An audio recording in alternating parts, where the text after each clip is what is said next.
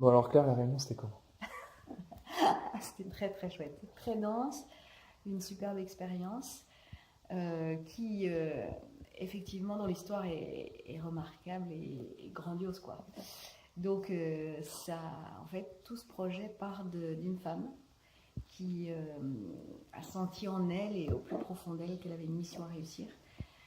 Et cette mission concernait l'île, son île, l'île de la Réunion, pour essayer de l'emmener vers un nouveau paradigme. Et donc, voilà, elle a commencé à réfléchir à tout ça et surtout à aller chercher dans l'île toutes les personnes qui, d'après elle, montaient des projets qui semblaient entrer dans ce nouveau paradigme. Donc, ils s'appellent les faiseurs de changement. Et donc, elle a interrogé à peu près 400 personnes qui, d'après elle, étaient des gens formidables et avec un vrai projet. Et elle s'est rendue compte que tous ces gens étaient épuisés, qu'ils n'arrivaient pas à être légitimes, à trouver de la crédibilité auprès des politiques et des décideurs actuels et qui cherchaient, voilà, qui avaient peu de moyens. Et elle s'est dit comment je peux les aider. Et compte tenu de son parcours professionnel très riche, elle s'est dit bon bah il faut que je monte des projets, que je sollicite la France, l'Europe pour avoir des fonds. C'est ce qu'elle a fait. Et en fait, elle a obtenu dans un premier temps des fonds régionaux, donc le soutien de la région. Et là, donc, elle est à 15 jours, 3 semaines de défendre un dossier au niveau de l'Europe pour faire passer ce projet.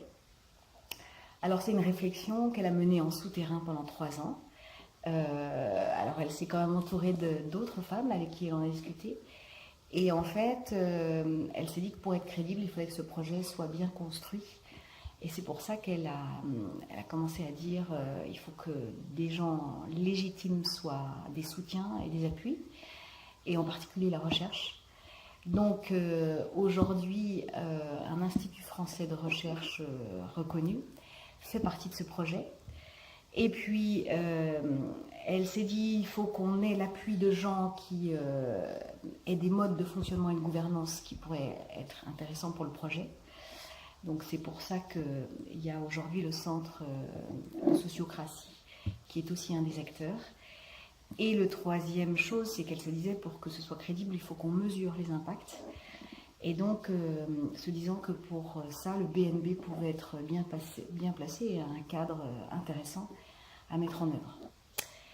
Voilà, donc c'est aujourd'hui le projet qui est donc soutenu par une association, projet Isopolis, l'association qui s'appelle Isolife, et avec ces 3 appuis transversaux, donc la recherche, les aspects de gouvernance et puis le BNB.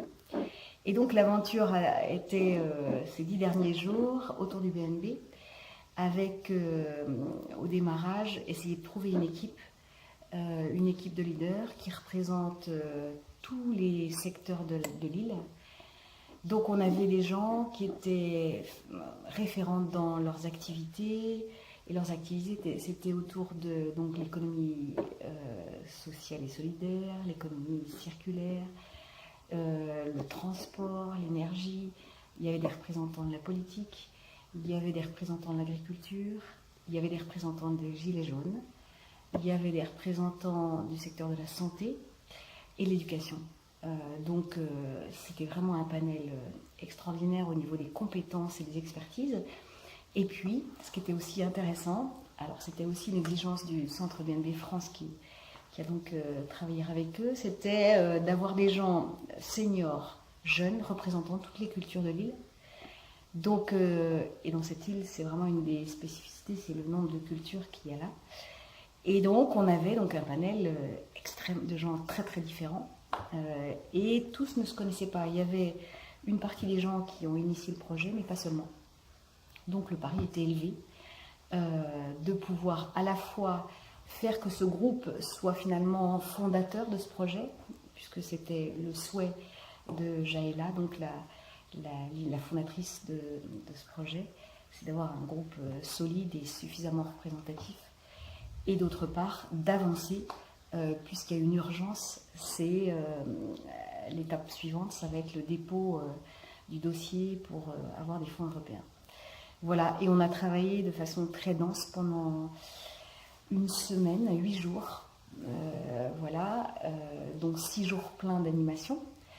Et l'idée a été vraiment d'une part de faire connaître le modèle BNB pour voir si ce modèle pouvait vraiment coller à ce projet. Et puis essayer de faire en sorte que les intentions individuelles se rejoignent autour d'une intention commune. Donc ça a été un gros travail autour de la vision de l'intention qu'on a travaillé avec tout ce groupe.